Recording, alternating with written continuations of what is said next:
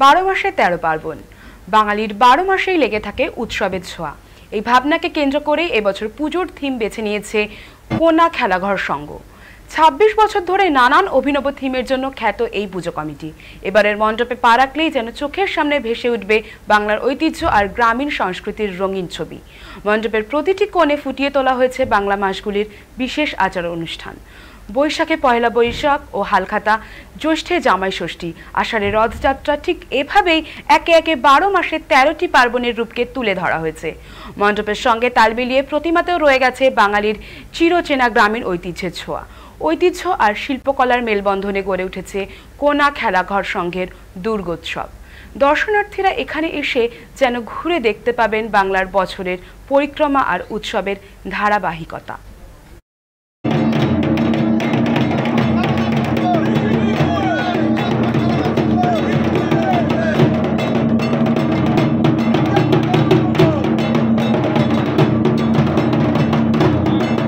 ঠাকুর দেখতে সেখানে কেমন লাগছে?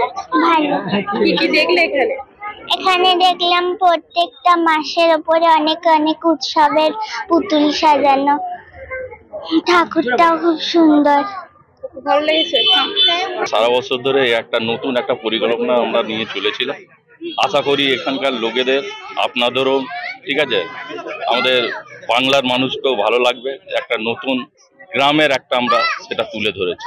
দীর্ঘদিনের এই পরিকল্পনা, বছর খানেক ধরেই আমরা পরিকল্পনা নিয়েছি 12 মাসে 13 পার্বণ করবো এবং নিজেরাই সব করেছি। প্যান্ডেল বলুন, সব মাটি দিয়ে আমরা সব আলপনা করেছি, মাটি দিয়ে সব এঁকেছি।